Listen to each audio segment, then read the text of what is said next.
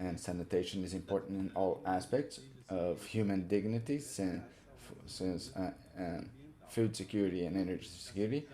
And the scarcity of water has impacted more than 40% of the world population, and this number tends to increase, considering several factors,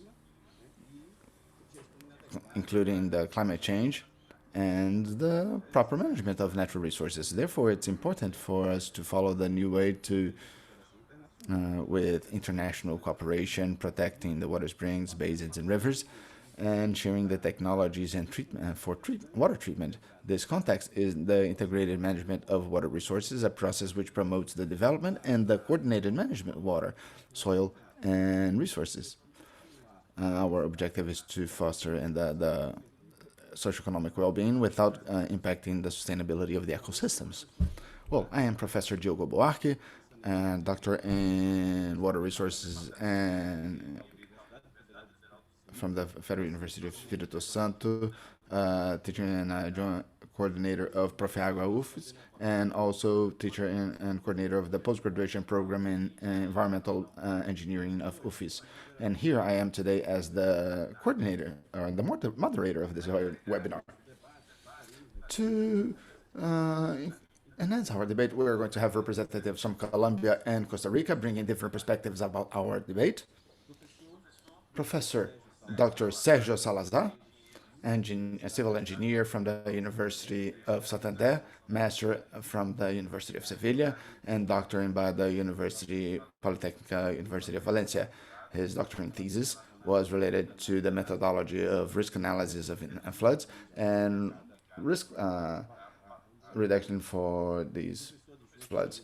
He's a joint professor of the National University of Colombia, and he's also a researcher of the postdoctor of the research group and the model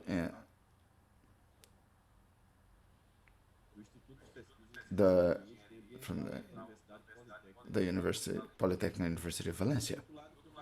On the other side, we have Professor Christian Birkel, who is the professor of the Department of Geography from the University of Costa Rica, has a mastering from the University of Recurring in Germany, and doctoring and postdoctoring from the University of Aberdeen in Scotland. Professor Christian is a biologist, and his researches are focused on the hydrology of basins and the measuring and modeling of the generation of and storage of water and the modeling of the biochemical models.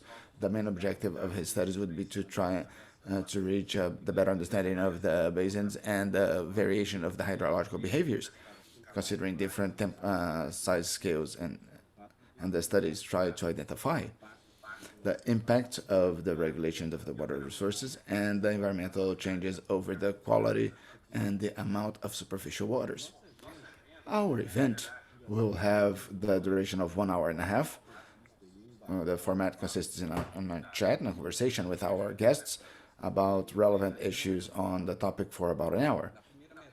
And in the first half of the webinar, Professor Sergio Salazar will talk about the Colombian experience, and right afterwards, Professor Christian Birkel will be talking about the Costa Rican case.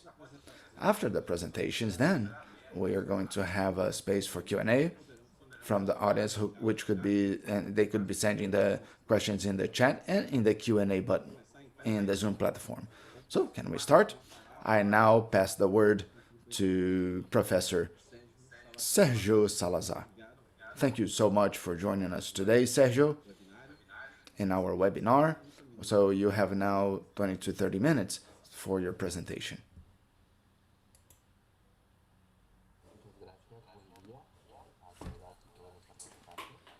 Good morning, welcome. Thank you everyone for your participation and for the invitation to be here with all of you, talking about the legal framework of the water management in Colombia, and also in relation to the achieving the 2030 goals horizon. I'm going now to share the presentation, my screen.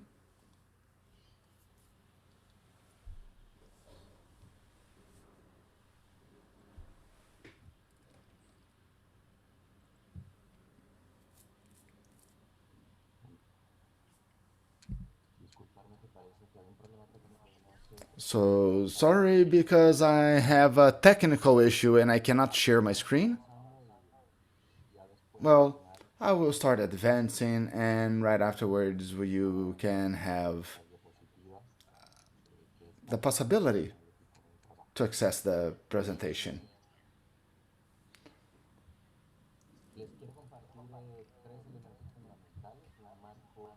I would like to talk about three important elements: the institutional and general framework with an introduction, and a second look would be related to the data that are in Colombia, the with the monitoring networks of Colombia. So it would be a more like of a general diagnosis, what we know as the National Study of Water. The last one is from 2018, and the system was created in 2010, 2014, and their experiences that show us how the water resource management in Colombia has been evolving. And we have also information about the indicators for sustainable development, which are official data informed by Colombia regarding. Well, this will also enable us to see the level of compliance, and so we can cross-check the information to see how we can be identifying the opportunity and challenges. First of all, we have the normative frame, the legal framework, which is very extensive, and Colombia has a normative tradition, which is very long and extensive. And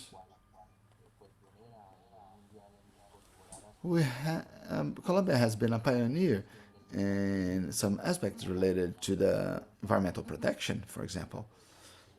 There was a planning for such, and to have a better use of the natural resources, renewable and non-renewable. And let's say that this would be helping us to implement lots of actions. And we have as an antecedent a norm and a decree 2811. It is from year 74.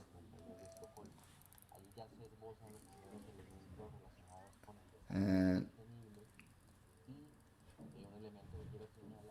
we can see that the element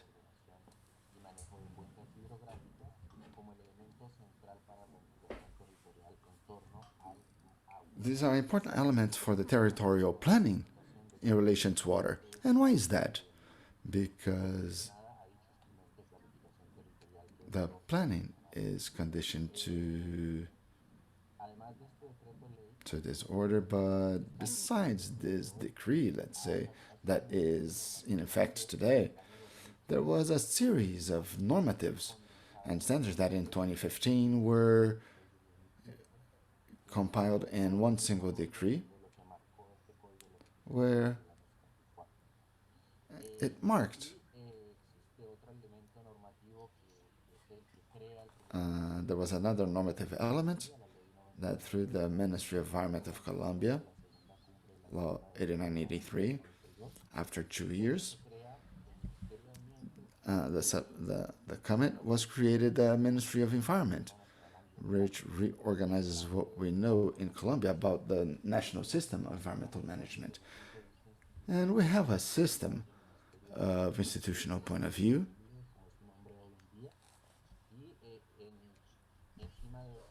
And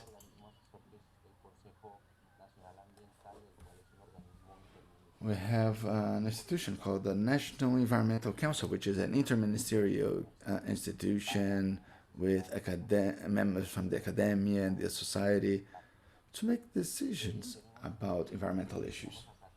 We have also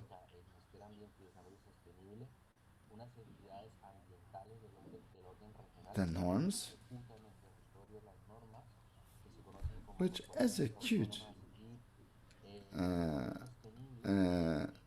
and they are autonomous institutions for sustainable development. One of them, urban national authorities, and the National Authority of Environmental Licensing, ILA. We have also the Unit of Inspections of National Parks, where we have all that part for the system on this matter. And in 2011, we had a norm which incorporates the need of implementing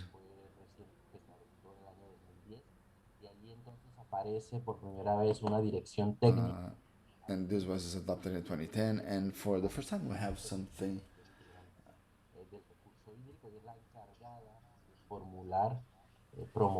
and there is a technician of water resources which is responsible for developing all the policies in relation to water resources in Colombia nowadays. This department was created since 2011, but this gives a lot of power for the norms and implementation of all those norms related to this policy that fundamentally has 6 objectives, let's say, related to the offer, demand, and the quality, the risks, the institutional strengthening, and the governability. These 6 objectives of the policy are set to ensure the sustainability of the water resources, considering a less efficient management, for the conservation of the ecosystems, and considering that the water is a development and a social welfare element. These 6 objectives have a series of strategies that are developed with a national plan that has 3 parts. The first phase, 93 to 2014, and the next one, 2015 to 2018, and the third and last one, where we are in, is 2019 to 2020. From the point of view, what I want to say is that the 6 objectives are adopted, and we have a spatial hierarchy for the environmental part in relation to water resources, which establishes a series of instruments of national order, which are the strategic plans. And they establish a planning, a long-term planning with a view for 2050 to make an integrated analysis of all the economic sectors in the country and all the planning and development, and mainly the need for conserving those elements and restoring other elements of our heritage. And in an intermediate level, we have the national program for the monitoring, and in the regional scope, we have a hydrographic subzone that is an object of the plan. This plan, which is an instrument that comes from 1974, which is the axis of this part, the core. So in relation to water in all strategic ecosystems, to preserve what we know as the main economic structure. And in the level of details, when we have some problems, for example, like the risk for shortage or lack of supply, or the risk for some kind of phenomena such as floods, we have an instrument that we call environmental management plan, which is for specific actions. As we could see in this slide, well, I'm not going to mention all those details that are mentioned in this slide, but I want to make very clear that the ordering plan is this core instrument here, which is supported by other mechanism, which is a water plan. Complement each other because it's the same scale of planning, but the details is that we can advance in the definition of the water use and in the integrated control for the offer and demand and the risks associated to the water resources. So we incorporate these territorial decisions, and we have to plan and consider in 10 years what could happen maybe in relation to the use of water, considering several aspects. And now I would like to talk very quickly about how to monitor the Colombian networks. We have the national monitoring network, which is operated via IDEA Institute, and we have this is an Amazon region. So in the Amazon region mainly, the network's not so dense. So we have 264 hydrological zones that are active, stations that are active, 738 stations, and 1,877 stations that access different variables for small or mid scales. And in the other side, we have underground water. For the monitoring network, we have 114 points managed by 9 environmental authorities, and we have an isotopy network that currently has 33 stations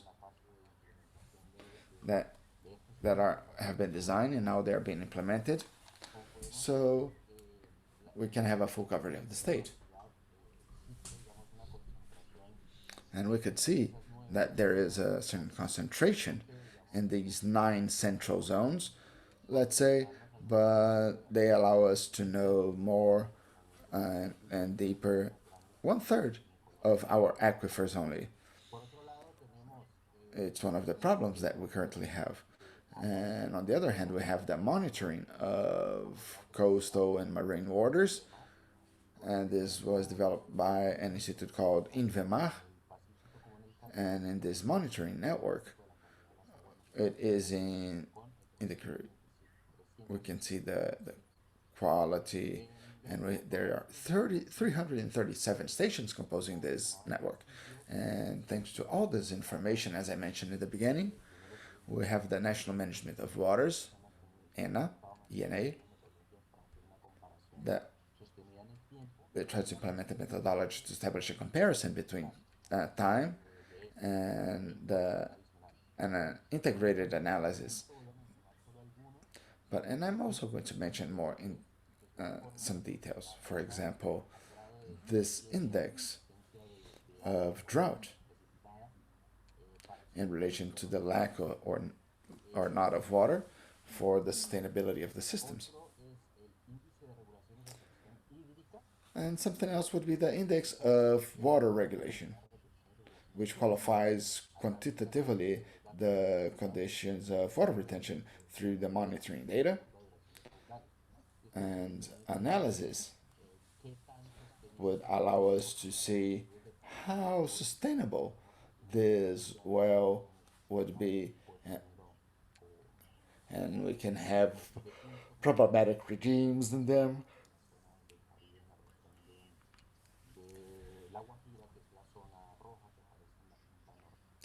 And some basins are more in the red zone.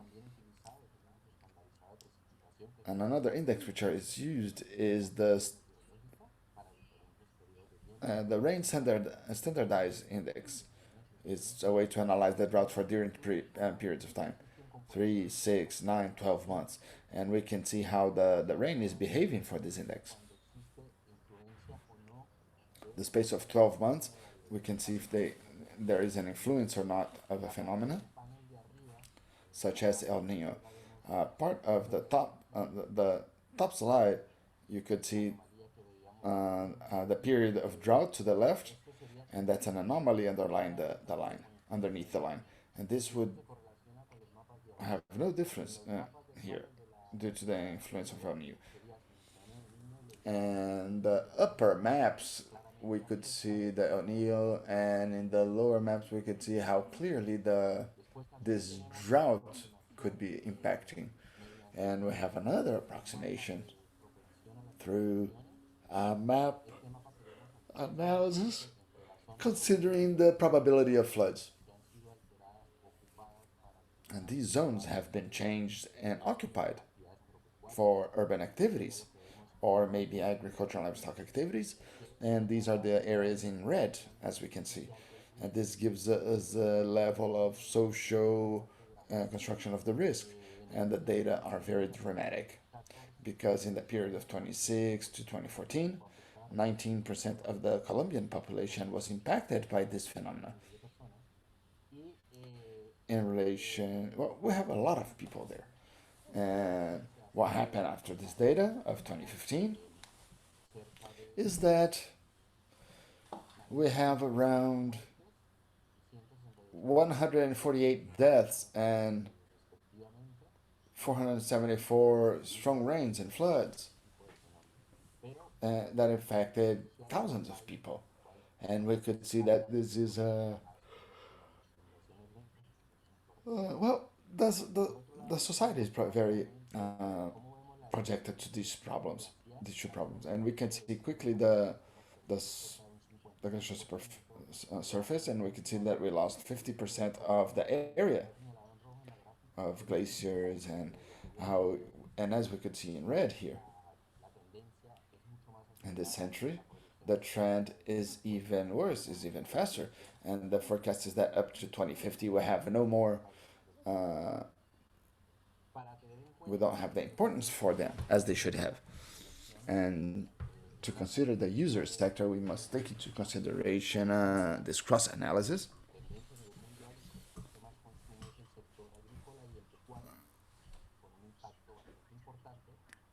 And this system impacts significantly water, agriculture, and livestock. And we could see the lower graph, which is a percentage of the water demand consumed by the production, which does not return anyhow. So we see that there is a strong correlation, and agriculture has a very important part of it. And even though part of it is supplied by the rainfall. And the other index that we could see is the water pressure system for the ecosystems, and these allow us to correlate the water with what is consumed in the different sectors of agriculture and livestock to the water that they would need for strategic actions. This cross-check of information, we could see that we can identify some areas that are economically developing, and in red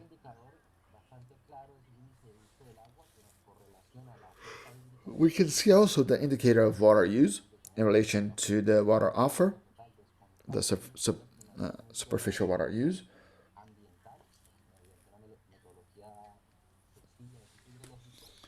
And we have this simple methodology where we can cross-check the demand to see the loss. This graph indicates that we are located in the Andine region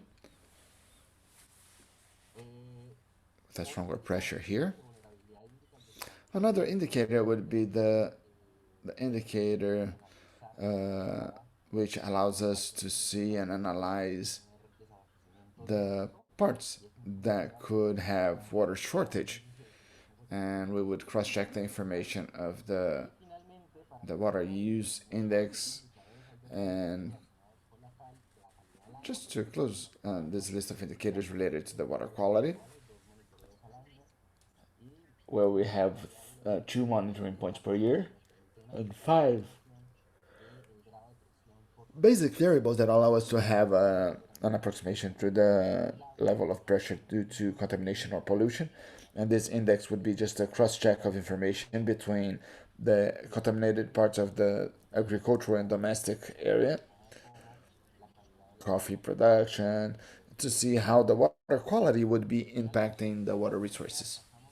And finally, just to close, we are going to see the indicators, official indicators, by the way. And we can see that for these indicators, or for the objective 6.1, it is related to safe drinking water. And we measure the percentage of the population who can access this water.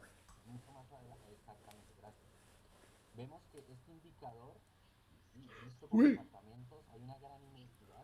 can see this indicator from other departments, other states, and we can see that there is a difference, and all of these below the target would be the poorer regions of Colombia. And we can see that this indicator is only measuring the access, but not the security part. And even though there is a tariff system,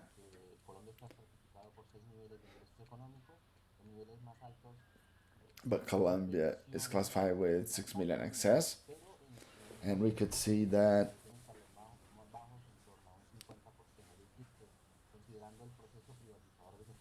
well, considering the process to privatize the public services, we have to consider those populations that do not have access. And we can see the significant difference between the urban and the rural, which also is applied to Objective 6.2 in relation to the sanitation aspect. And again, it is repeated that in the zone with the best coverage and infrastructures, we it is not in the poor areas. In 6.3, in relation to the water quality, we have a fundamental task for the management. And we only complied with almost 50% of the residual waters being treated properly. So we have a greater pressure over the aquatic systems. And in relation to the residual waters, the industrial and treated waters, we have around 80%, but this indicator is around, it's not very precise because it only has primary treatment, but we can remember that the predominant part of the industries would have a secondary or a tertiary system because we have a heavy load of pollution. And while indicator 6.3 is the water security category, and we are below the target line, but in relation to target 6.4, which is increasing the water efficiency, we have here two indicators. One, which is related to this water index that we have already mentioned, and that has a strong pressure in all the Andine region, and another indicator also that is correlating the impact that water use has over the economic sectors. And we can see that this is something regular based on the impact, but it also has a lot to do with the economic recession. And we still had to see what would be the result for in relation to 2020, considering the pandemics. And finally, 6.5 would be related to the integrated management and the level of implementation for the plans that were already mentioned. And we also have something important in the period of 2014 to 2018, but just now we had a reduction on the plans, and the target is very low, and we have to consider that our objective is to reach almost 400 plans in phase of implementation. So, having said that, I would like just to close mentioning several opportunities and challenges ahead of us. First, thanks to the adoption and the integrated management focus, we could perform several or develop several instruments, and we could also adopt new instruments like this instrument for the management of riparian waters, and this would allow us a very advanced measure for nature, so we could be adapting to a risk management approach, which is very important in Colombia to consider the floods and to prevent when the ecosystem is impacted. And here I already mentioned this. All plans, like the basin plans, or these two were PONCA and POR were two instruments, fundamental instruments that created opportunities to transform our territory to become more resilient over the possible effects of these variables of climate change. And for this base, we visualize to the fans in the need to think about it in Colombia.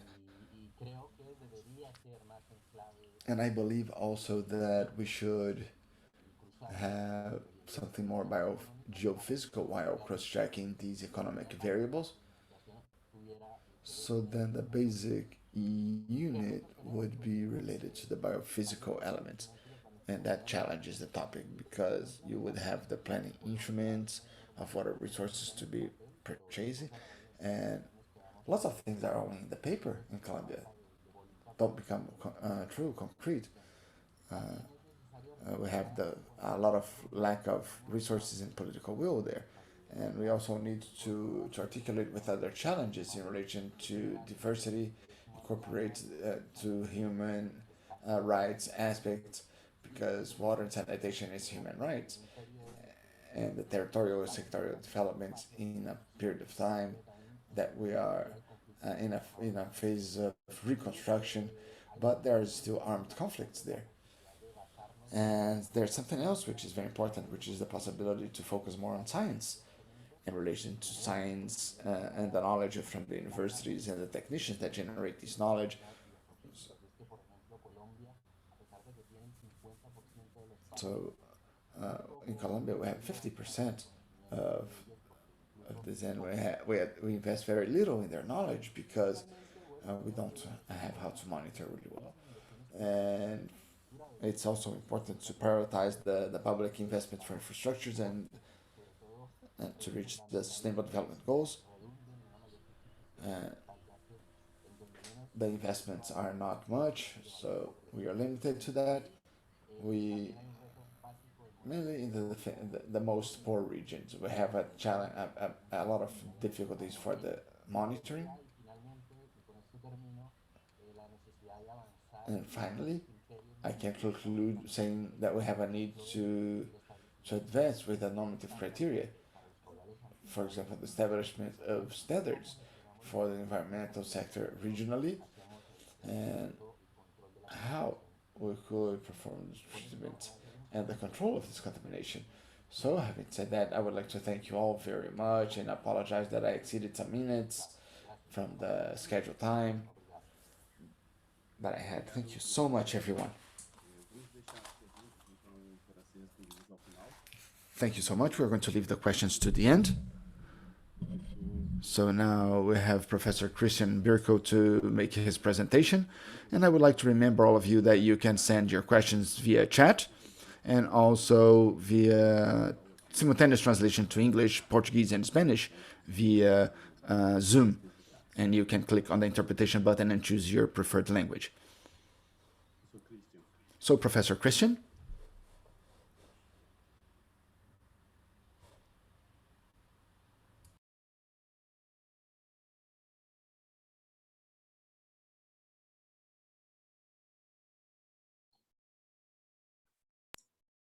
O Sr. Christian está conseguindo se conectar? Could Professor Christian connect with us? Professor Christian Birkel? Is he online?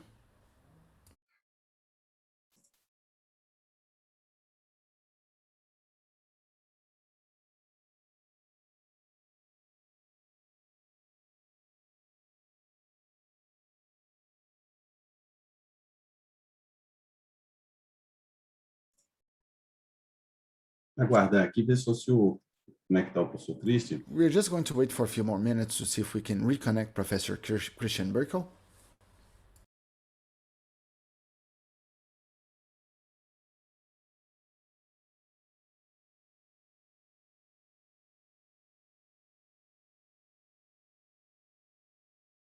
Acho que o professor Christian está tendo uma dificuldade aqui, então acho que a gente... Well, I think Professor Christian is having some issues with his connection while he's still trying to access the system for this presentation. Sergio, if possible, we could start with 2 questions and we can leave the other ones to the end. Is that okay? Well, so my question here, Professor, is I would like to know your opinion about the privatization of sanitation services in Colombia consider, and if in your opinion this privatization could help in the implementation of the targets considered in SDG 6 for the 2030 agenda. Mi opinión en general sobre la privatización de servicios básicos fundamentales y estos My opinion about the standardization of these services is that I believe that they do not contribute anyway to reach the SDG, because the criteria of standardization is the mercantilization criteria. The world experiences did not document the repertoire of the United Nations for water resources and sanitation. He left a report related to the effect of this standardization of public services in sanitation and water supply, and we can assess and see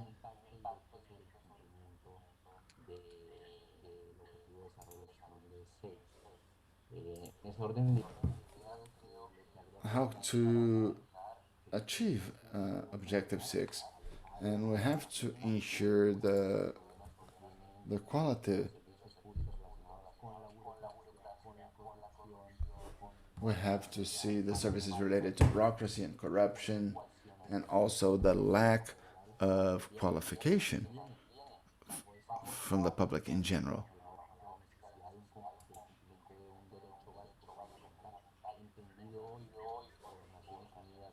And this fundamental right is seen as a human right, which is water supply and sanitation. So in our countries, believe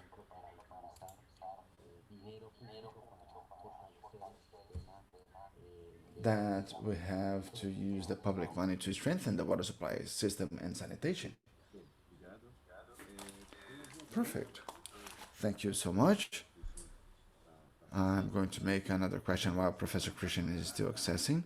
In relation to the water quality, Colombia doesn't have the class of rivers, but it has the Decree 8494. And in your opinion, this legislation is able to take care of the problem in relation to quality of the water, and the legislation is being followed by the users?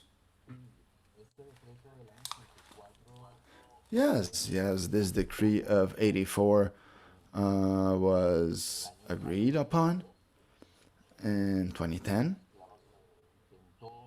and we can see that we tried to control the pollution. So we have elements of this norm from 84 that we still need to update in relation to the quality criteria related to water. And it's obvious that we have a fundamental deficit, which is fundamental.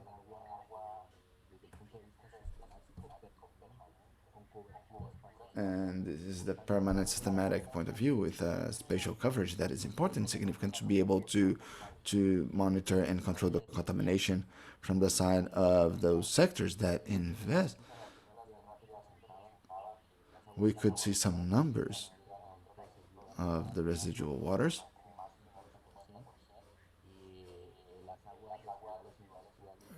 With more, the residual waters reach up to 80% if we consider the primary treatment. So here, yes, we have a significant challenge ahead of us, and we must accompany in this legislation the monitoring and the water quality. The public institutions could accompany this information, and we should have this feedback from the part of the users. In relation to the indicators related to the water quality and domestic use, agricultural use, how has these integrated actions have been in technology, integrating water, health, and environmental education, for example? Well, the dimension of health has an indicator that I didn't mention, which is the index of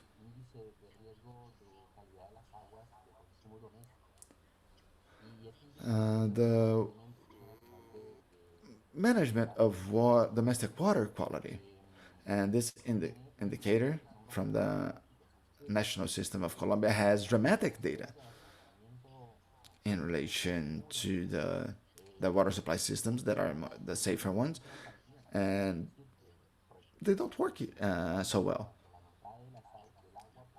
So we are seeing that half of those drinkable water that we consume doesn't have the quality. Well, that's a dimension which takes us to think that the investments exist, the infrastructure for the infrastructure of water supply are deficitary because they are not working properly.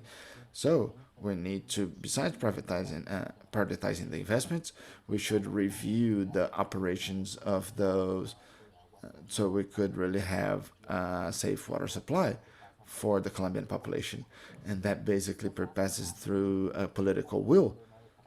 And here I have to mention that we have a problem of fragmentation in relation to those water resources management. And there are horizontal and vertical fragmentations. For example, the competition in relation to the matter, in relation to the ministry, but in relation to the planning, it is the Ministry of Sustainable Planning, and that has this competence with the municipalities, but there is a point about the SDGs where we have projects of treatment plants or water supply projects in floodable zones, and that would be a risk, and that's also an infrastructure which is not needed. Just to mention an example, and that happens in relation to the lack of coordination, interinstitutional coordination, and also the horizontal fragmentation. And in the vertical fragmentation, obviously when we have information and the priority of investments, lots of cases are lost, and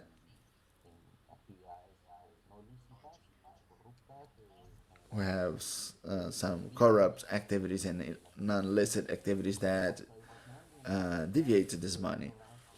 And in relation to the environmental education, there is a specific program in the Ministry of Environment related to these environmental aspects. But one of the main objectives of this policy is related to the governance, as it was mentioned.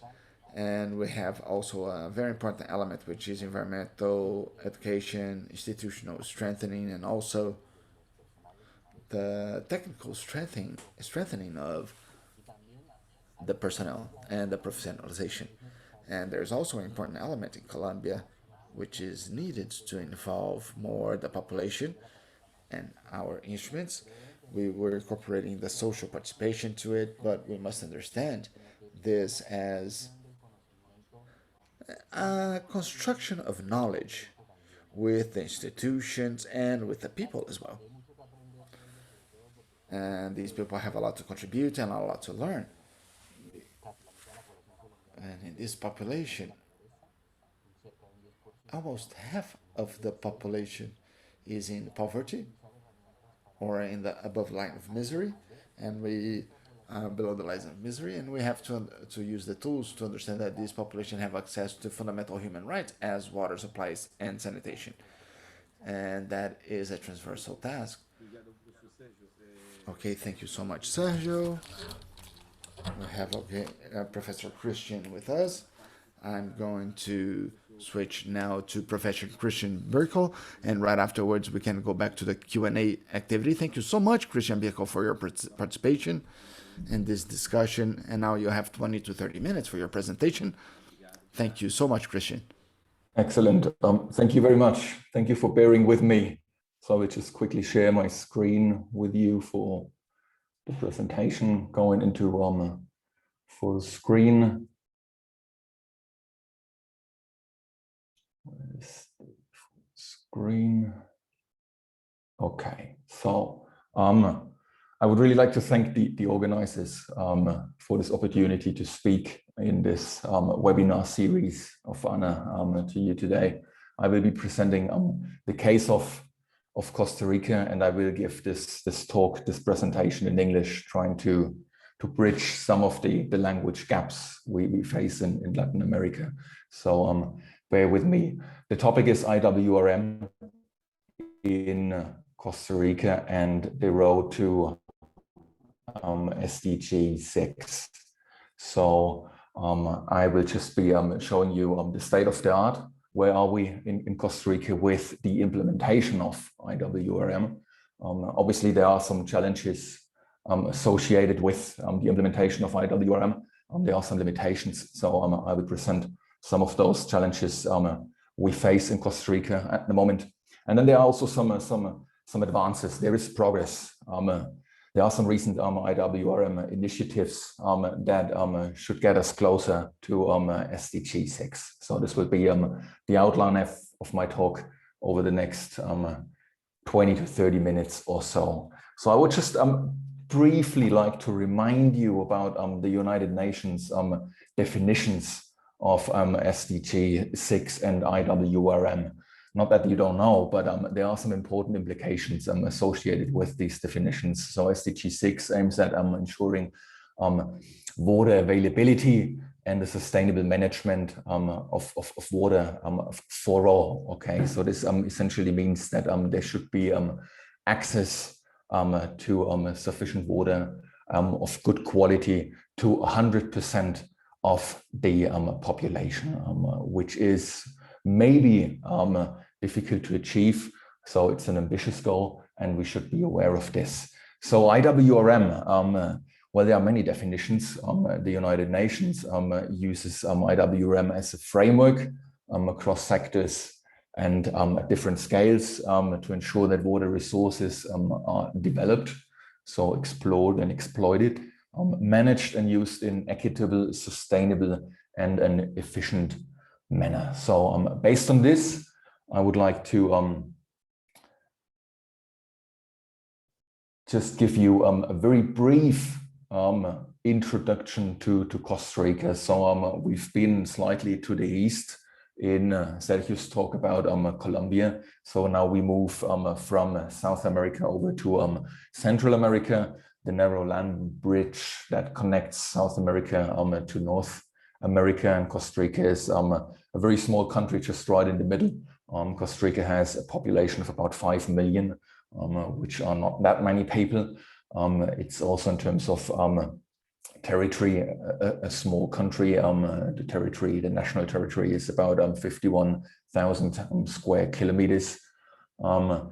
Costa Rica is a fortunate country in terms of water resources. So the water availability per capita is about 3 times higher than or compared to the rest of the world. So there is very little water shortage. There is water scarcity, but that is then related to IWRM and infrastructure issues. But water availability, the physical water on offer is very high compared to the rest of the world. There are 2 transboundary catchments. So there is a catchment shared to the north with the neighboring country of Nicaragua, and there's also the river Zixaola in the south shared with Panama.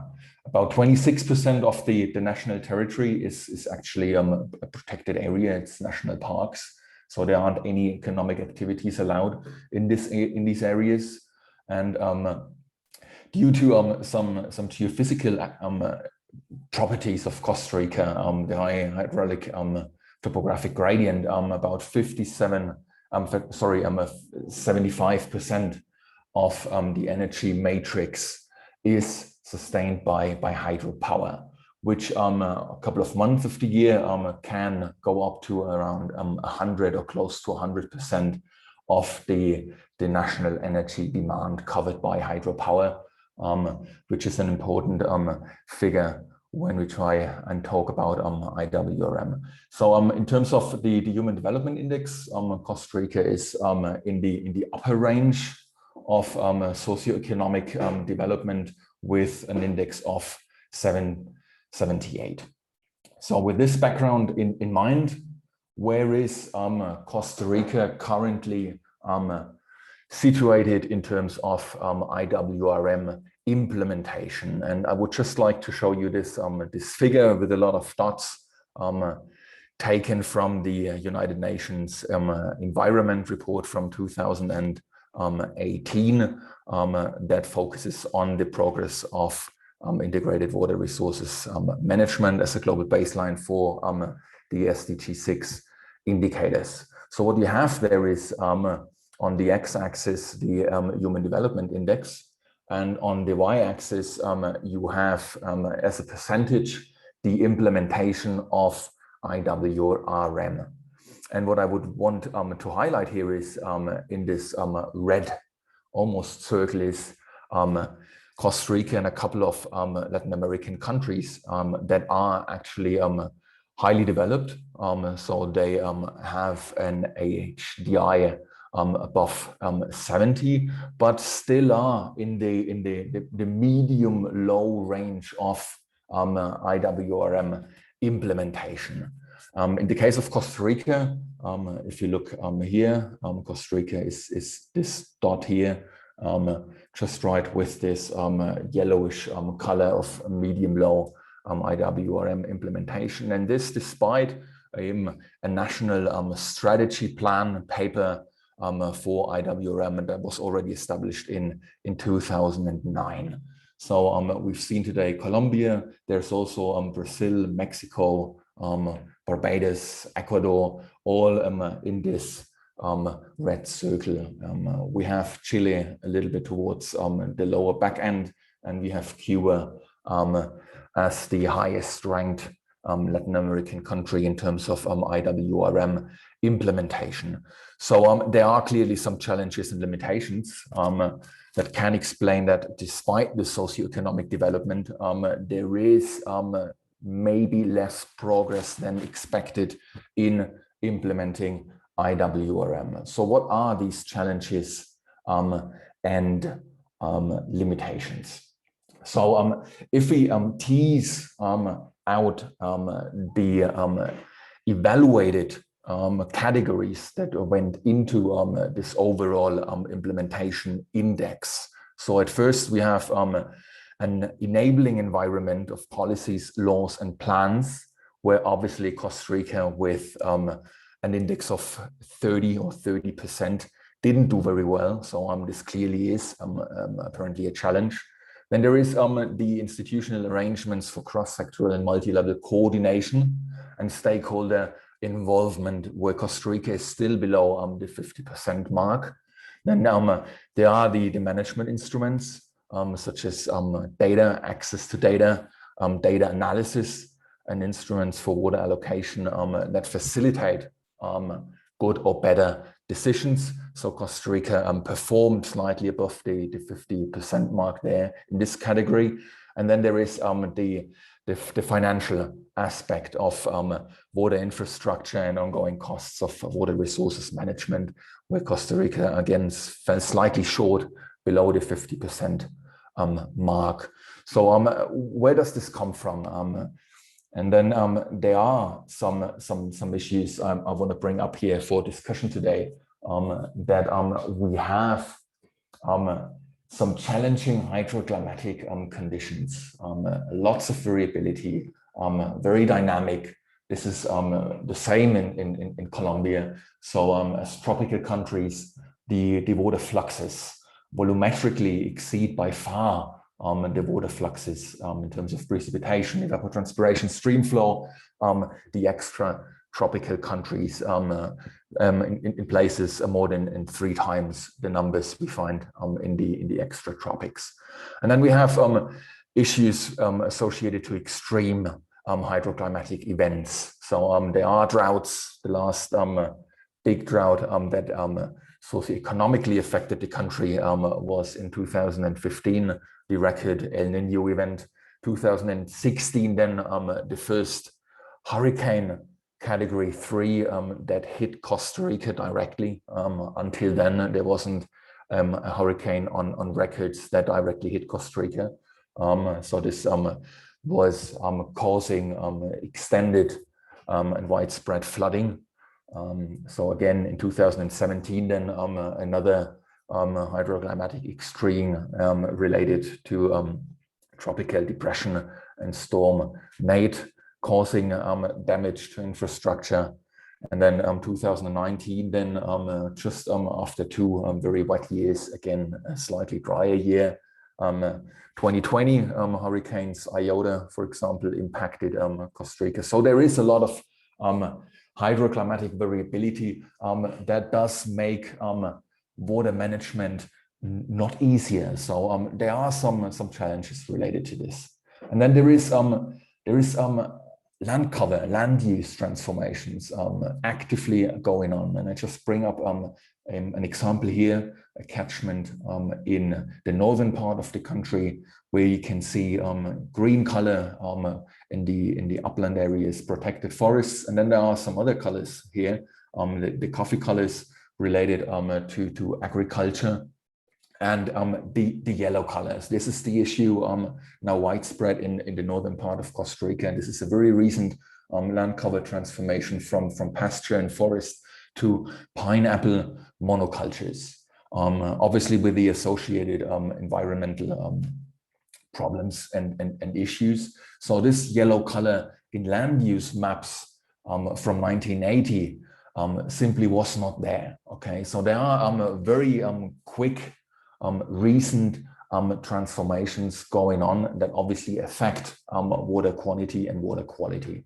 And if we also look then at the latest projections for climate change, so there is potential drying.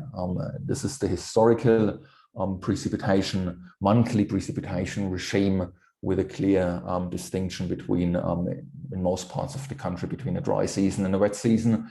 And then if we look at the near future projection with a pessimistic RCP scenario of 8.5, so there is an overall decrease of about up to 40% projected to happen in some parts of the countries. In others, it's not that clear.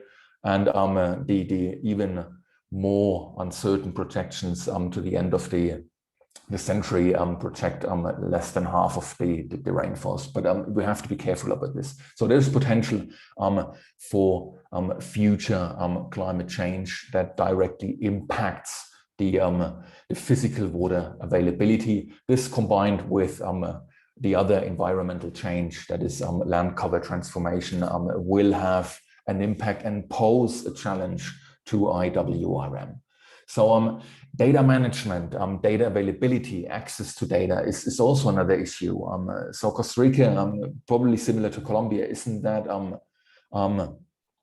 bad off compared to other countries, but there is a clear decline in most tropical countries when it comes to the network of monitoring stations. So this is already slightly dated from 2012, paper published that compares the number of stations contributing to the global precipitation project.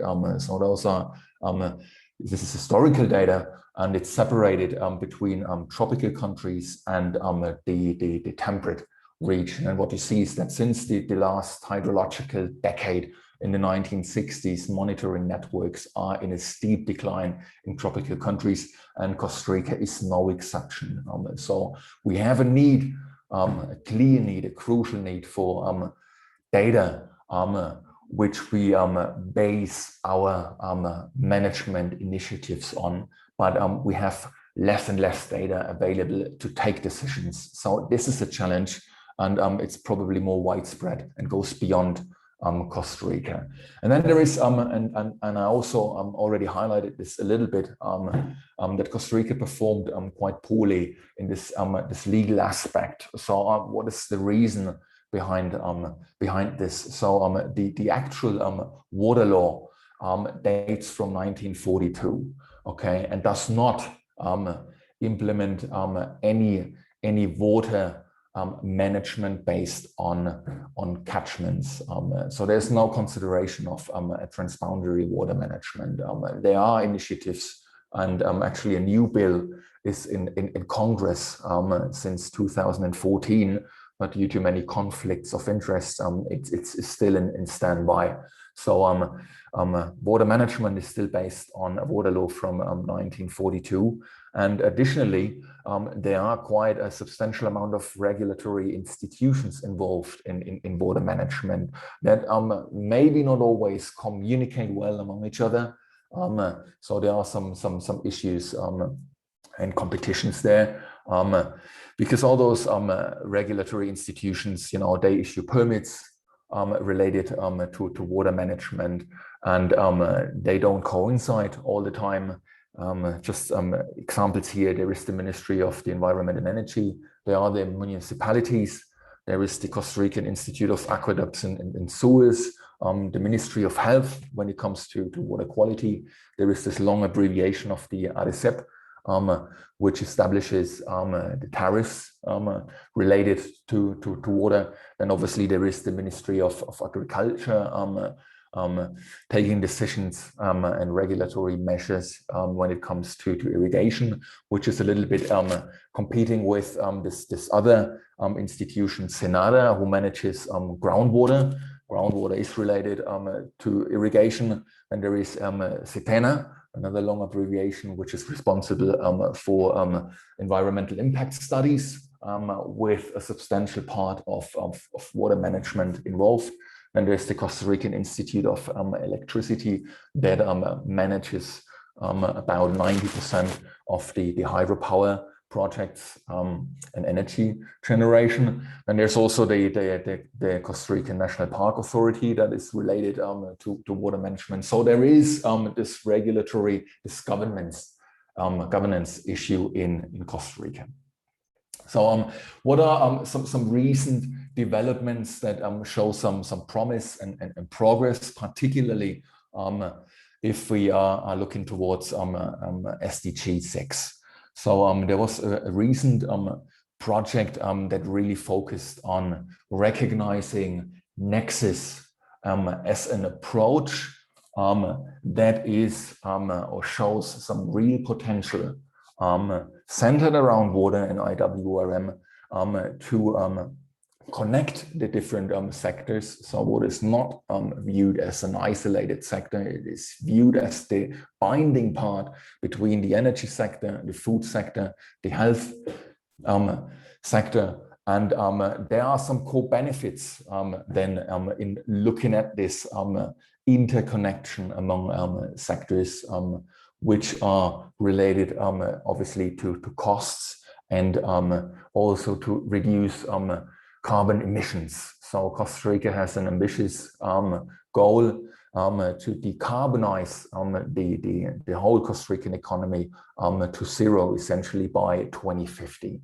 So I want to show you some numbers and how this works. So to assess the cost benefit of such IWRM measures that reduce emissions and also save costs was based on a so-called CLUE model, climate, land use, energy, and water. And you see the connection. So it is essentially a management tool where you link the water availability, distribute the water over the different water uses and sectors, and directly implement water demand by these sectors into the hydrological cycle. So you have the agricultural sector, you have obviously the human consumption, then you have the industry and services sector here, and hydropower that receives water, uses water, and returns water. Okay, and this is then directly related to technology, what you need to do to how much money you need to invest to optimize your water management towards SDG 6, and also to minimize the emissions towards a complete decarbonization of the country. So here is the road up to 2050. We have a business as usual scenario, so there aren't any measures. We go on, we continue as we are as we used to do. So no changes. We just keep going. We linearly project the last 20 years of our water management towards 2050. And then there is the scenario of the 1.5 degrees Celsius warming world. What do we have to do to meet this goal established in Paris 2015? So here is the projected rainfall. This is now for the whole country. It's also available for catchment studies. So this is the whole water on offer in terms of rainfall and the returns from the different water sectors, such as agriculture, hydropower. And then there is the water balance or the hydrological cycle, the water we lose towards the atmosphere as actually evapotranspiration. There is runoff in the river, and there is recharge that eventually contributes again to the hydrological cycle and the water uses. If we then look at simple indicators of water availability here in black and water demand, so there are differences between those two scenarios. We might face slightly less water available in the future, but we also face that the demand for water goes up. So this is something we have to address in our IWRM, which was implemented into this CLUE model, contrasting or any water flux, any volumetric water flux was associated with the cost, it needs to meet, and then the reduction or the emissions in general. So what you see here between the BAU and the SR15 scenarios is that to meet the goal of a 1.5 warming world, we need to invest more in infrastructure mainly and technology compared to the BAU scenario, which then allows us to slightly reduce the operational costs of all water related issues, and which then also, and this is the benefit by this model and this approach, that the externalities will be reduced. Just a simple example, if water sanitation, potability of water isn't very well established, then there are those secondary effects of maybe more health issues, and these get reduced with better infrastructure, less water losses, and decreased operational costs. And then on the back end of this, the total emissions also go down, close to meeting the goal of zero emissions by 2050. So there is some potential here. It needs help by the politics. It needs a legally binding framework, which still is some of the main issues, but there are actually some opportunities in this to connect sectors, to use IWRM to meet SDG 6, to reduce costs as co-benefits and also reduce emissions. So summarizing towards the end of my talk here is, so what are those key IWRM actions that help or get us closer to decarbonize the national economy by 2050? So what came out of the model is that we still, or Costa Rica still needs to increase forest cover by currently close to 50% of the national territory to up to 60%. So the aqueduct and sewer system needs to improve. So this is an infrastructure investment, okay? So there we need to get 90% of the households in the country connected to the aqueduct and sewer system, and this by 2030, okay? So there needs to be water treatment coverage, which is a major issue in terms of water quality at the moment, from currently 20% of the residual waters which are treated. This needs to go up to at least 90%. And then we still need or can increase renewable energy from around an average of 80% up to 100%. So this needs to go up. And then there is another thing, another issue at the moment. So the current water supply system loses about 54% of the water before it even gets to users. So this needs to go down to less than 10%, which again is an investment in infrastructure. And then there is, to actually do this, there is this need for legal action. So we need to establish a legally binding framework in form of a new water bill, that not only promotes these actions, but that also establishes these actions. There's also to get closer to this, the need for biological corridors, additionally to national parks as a conservation measure. Risk management needs to be implemented. The National Water Resources and Climate Change Monitoring System addressing the issue of data that is needed, accessible, openly accessible data that is needed to monitor progress in this respect. And then a green development plan would be favorable, linking the financial investment directly to the cost benefit of reducing emissions. To conclude, so there are favorable socioeconomic conditions in Costa Rica, but Costa Rica still lags behind in the implementation of IWRM.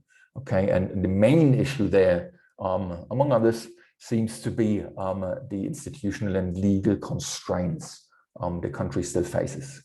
So there are some other challenges I highlighted: hydroclimatic challenges, the data and monitoring challenge. Costa Rica is still in a privileged position to optimize water resources management, even facing future changing environmental conditions, simply due to the fact that Costa Rica is a country rich in water resources. So the key actions to fulfill SDG 6 is probably to use a cross-sector or nexus approach. Okay, that considers water simply as a binding element to jointly manage land, energy, health, and economic issues by maximizing well-being while minimizing emissions. And with that, I thank you very much for your attention. Here is my contact, and I'm happy to take questions.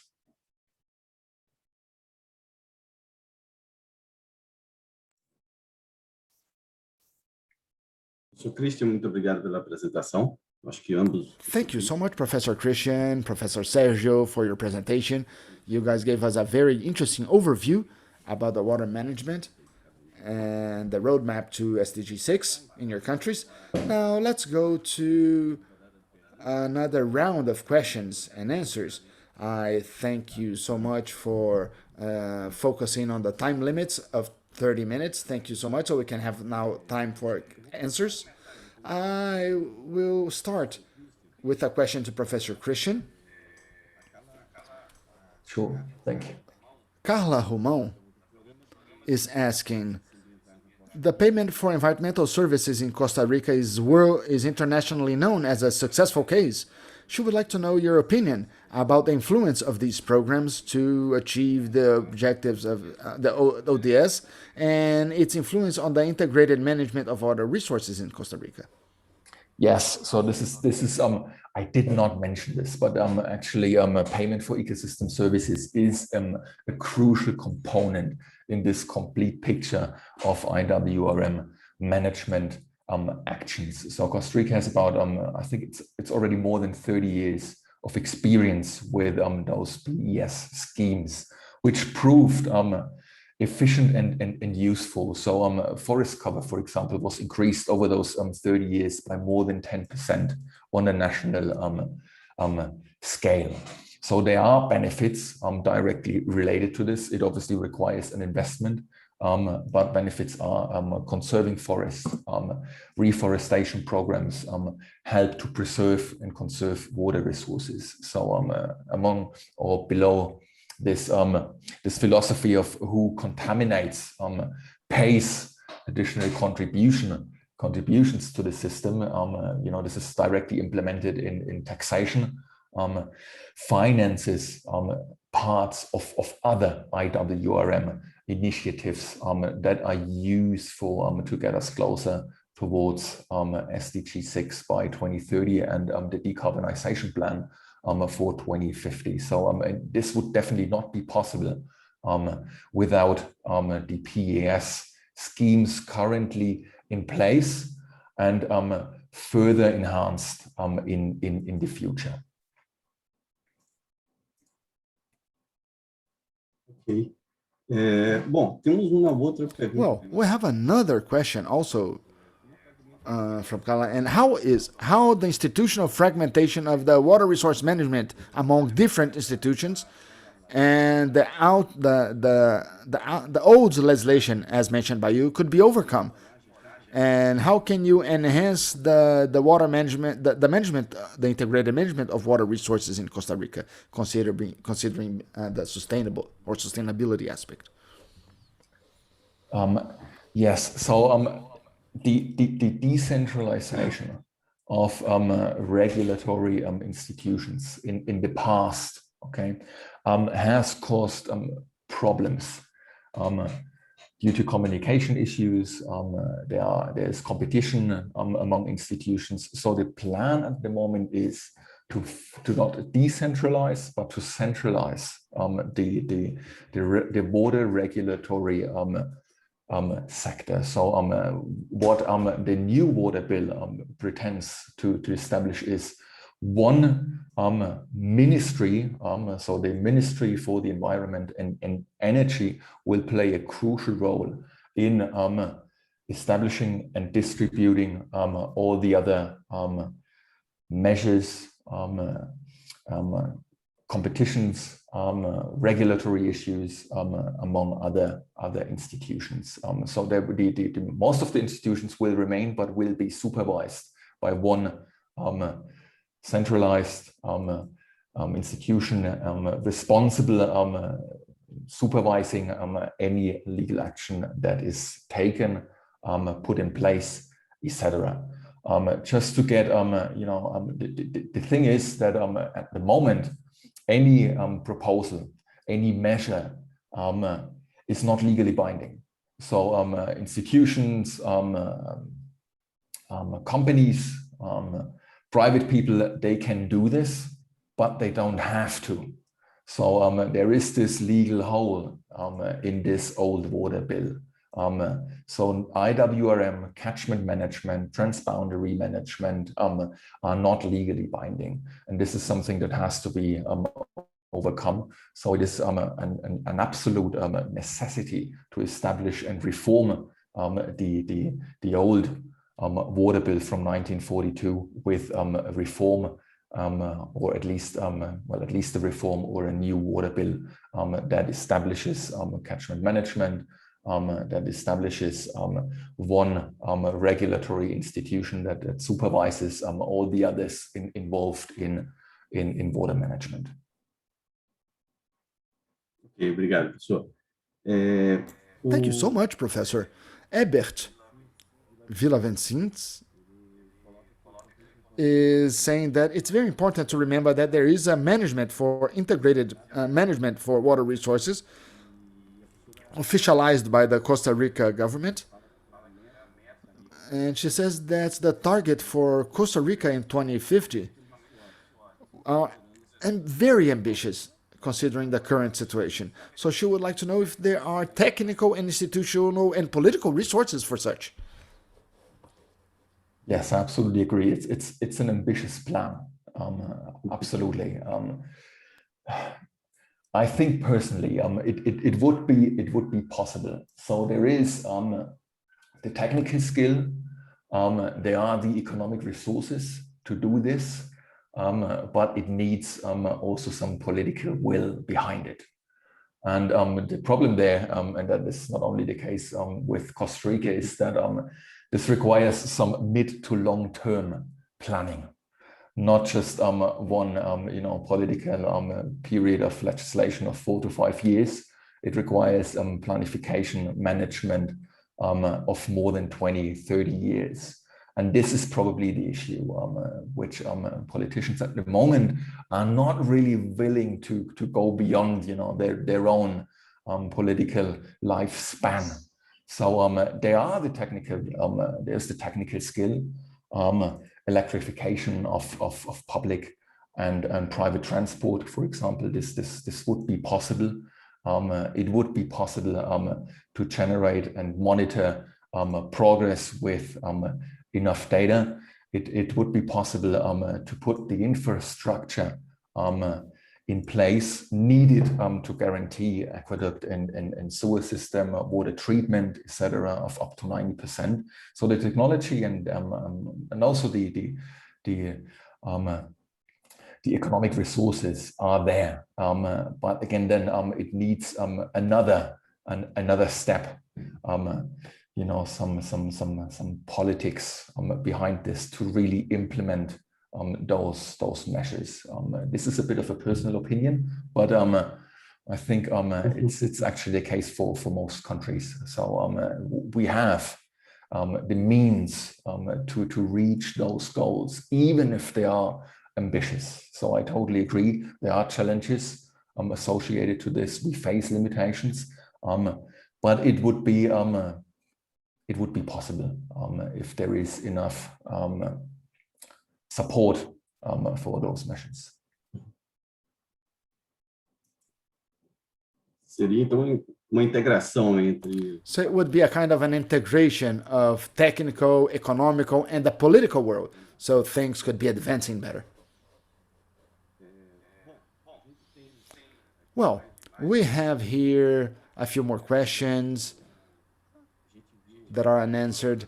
We saw the overview of both countries, and we could see an example of Professor Christian of São Carlos Basin, and Professor Ebert also mentioned something similar. We have a high level of degradation, sedimentation associated to the pineapple crops.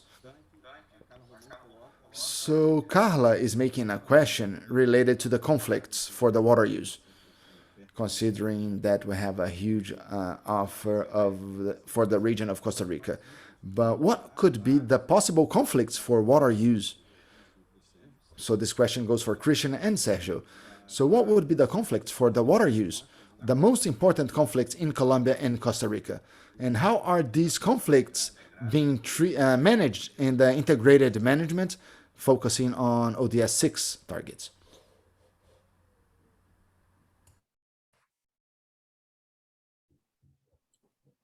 Bueno, gracias.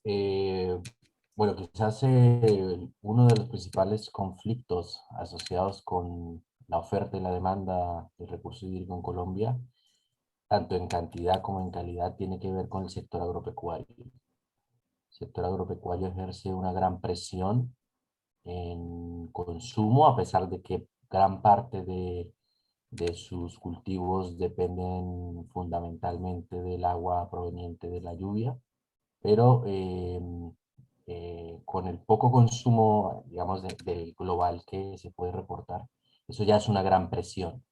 Y sobre todo una gran presión porque están localizados en regiones en las que existe también una alta población asentada, existe industria, que es básicamente toda la zona andina, which y is parte de la Orinoquía, como lo veíamos in en the todos los Andine mapas region, de and diagnóstico part of this, nacional del agua. as we could see in Es the claro maps and que en toda la diagnosis, región andina, siempre todos of los course, mapas de that todos los is indicadores all de the presión Andine y region, and alteración in the maps and the indicators of pressure and aparecen críticos, muy interaction críticos.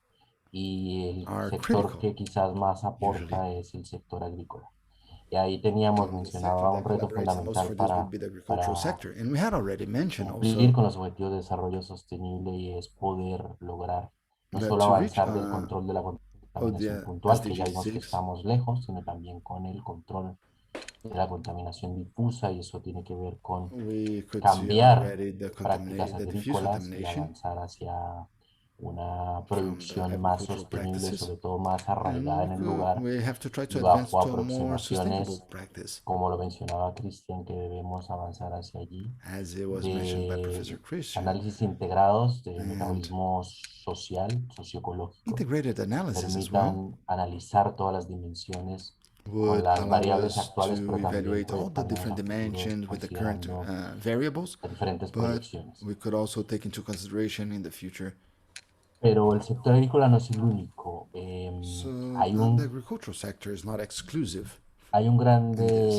un gran conflicto We relacionado have con la a generación huge hidroeléctrica. conflict related to En the Colombia, cerca hydroelectrical del plants. In 70% de la Colombia, producción energética depende de about hidroeléctrica. 70% of the energy production Siempre depends se ha on the presentado como hydroelectrical una plants. energía limpia, pero tiene serias Um, repercusiones a nivel ecológico, considerando la fragmentación de la red de it's a clean drenaje, energy, but la it has a lot pérdida of de impact hábitat in the para las ecological part. especies, pero incluso también la And afectación a loss of sectores species, usuarios for que, example, por but ejemplo, also captan what would directamente impact sobre los the cuerpos de agua users alterados por esta infraestructura hidráulica. is Los the casos más change of dramáticos the fueron las water últimas bodies tres as well. grandes The presas, most dramatic case Quimbo, were the three Hidroituango major y Sogamoso, que en los indicadores del Estudio Nacional del Agua se ve claramente como del important cases 2014 al that 2018 se dispararon los and indicadores de the conflictos indicators of asociados al 2014 agua and 18 en las regiones increased donde impactaba in relation to the estos conflicts tres of water grandes use in those regions being impacted by the proyectos three major hidroeléctricos.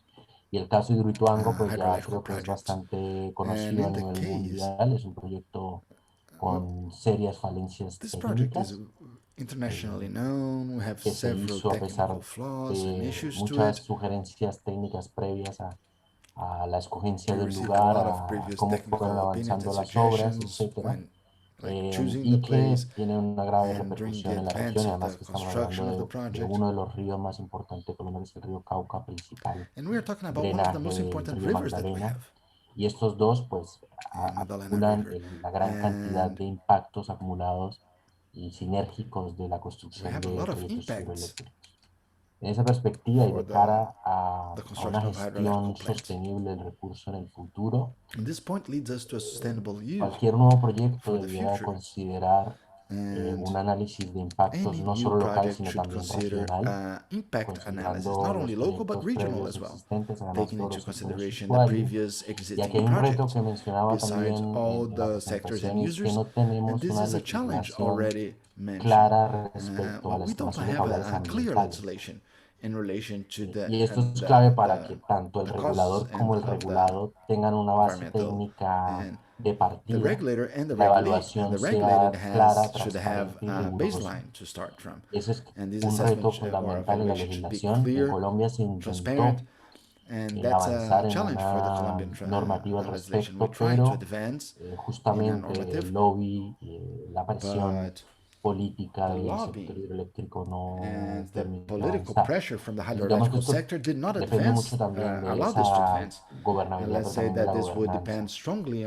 Y debiera on avanzar this sin una partnership with metodología de the compromiso que government permita, with the además de government, los and it aprovechamientos should be económicos, advancing evitar que se sigan dando nuevos impactos, como to ya están avoid documentados en el caso de la macrocuenca uh, Magdalena-Cauca, debido a creating los new proyectos impacts existentes. besides those that are already documented and related to those projects that I have already mentioned. Y finalmente hay un And finally, saying, potencial okay, conflicto, que de hecho ya there existe is de a cierta manera, potential y es en las zonas conflict de that already aprovechamiento exists minero somehow, y that it energético, is pero in de the mining hidrocarburos. Y es que allí and the también hay unas energy grandes extracciones de zone of agua, hydrocarbonate, grandes and efectos we de there have lots contaminación of actions y of water poca and lots of actividades effects of de contamination mitigación y de prevención. and few Y ahí entities for the también mitigation and hace falta prevention of un those ejercicio de problems. gobernanza So gigantesco we para poder also have prevenir lack estas actividades económicas the que son power importantes, pero que the falta no actions of the solo que government. exista la norma, Yes, sino que these ésta se cumpla economic y que además sea activities muy are very rigurosa la important, but institucionalidad para they ello. need to comply the norms, and the norms should be very rigorous. Thank you so much, Sergio. Professor Christian, would you like to add anything? Yes, just a couple of sentences. Costa Rica is not too dissimilar to conflicts and issues among water users compared to Colombia. So it's the same sectors and probably the same problems. But in Costa Rica, it's happening on a slightly smaller scale. So problems are more localized. And then you have different issues or conflicts between, for example, a community and a tourist project, things like that on the coast. So it's very localized. If you look at the national territory, there are not that many conflicts about water availability, essentially, because Costa Rica simply is a very water-rich country. So if anything, then there is water scarcity issues related to infrastructure problems. Okay, that at certain times of the year, towards the back end of the dry season, then suddenly water that gets to communities had to be reduced, things like that. Agriculture obviously is the sector that demands most of the water, followed by hydropower, similar to Colombia. Then the industrial sector is almost plays a minor role in Costa Rica, but the big issue and most of the conflicts are again similar to Colombia, related to water quality, and this is probably something that will require most of the attention and efforts in the future. It's not an unsolvable problem, because the remedies are well known. So you need to treat the water before it gets to the next stream. At the moment, this is only about 20% of the residual water in all of Costa Rica is treated. So there is a lot that can be done to really attack this problem, to decrease contamination that causes problems and conflicts. So this is something that that will have to be addressed in the future.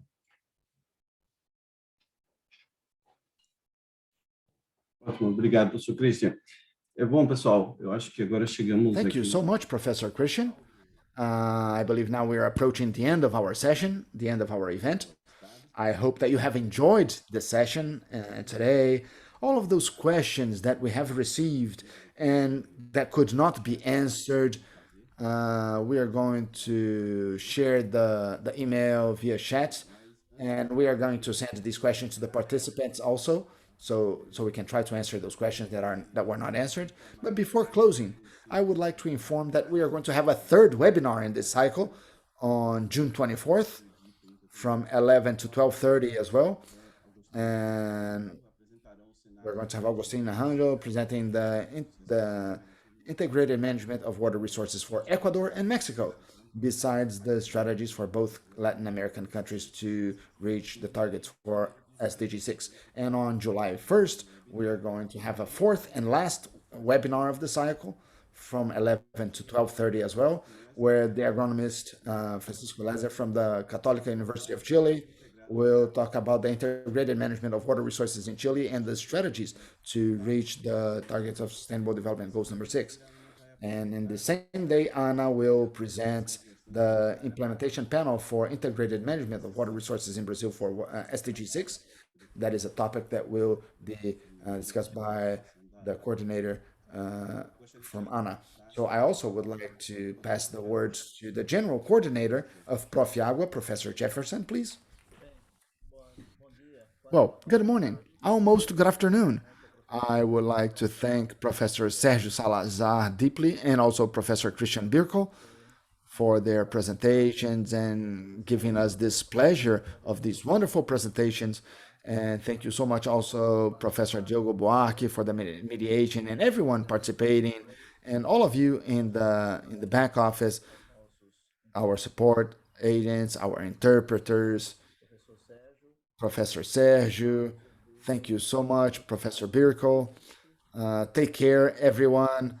And this integration between the universities and countries is a target, an objective that we want to implement in our program to enhance and improve this communication and dialogue. Thank you so much to all the participants, speakers, and also our students and everyone here with us. Thank you so much, Professor Jefferson. So to close, I would like quickly, I would like to pass the word back to Professor Sergio and Christian if they would like to make any closing final remark before we go. Please feel free. Oh, okay. Just to thank everybody. Great activity. Really was a pleasure to be part of this panel and be part of this webinar series. It's a great initiative, connecting universities and cross countries all over Latin America. So congratulations to you and thanks. Obrigado, professor. Então, eu acho que podemos dar por encerrado. So I believe now we can close our session. And I would like to remember everyone that we are still going to have 2 other webinars, okay? Professor Sergio, your final words? Igualmente, muchísimas gracias por la invitación, por compartir, permitir compartir las experiencias de los diferentes países. Seguro que esta es una muy buena forma de seguir construyendo gobernanza a nivel regional y retroalimentar nuestras experiencias en cada país. Y ha sido un placer acompañarles y quedo a su disposición si requieren profundizar alguna temática del caso colombiano. Gracias. And in case thank you so much for all the support.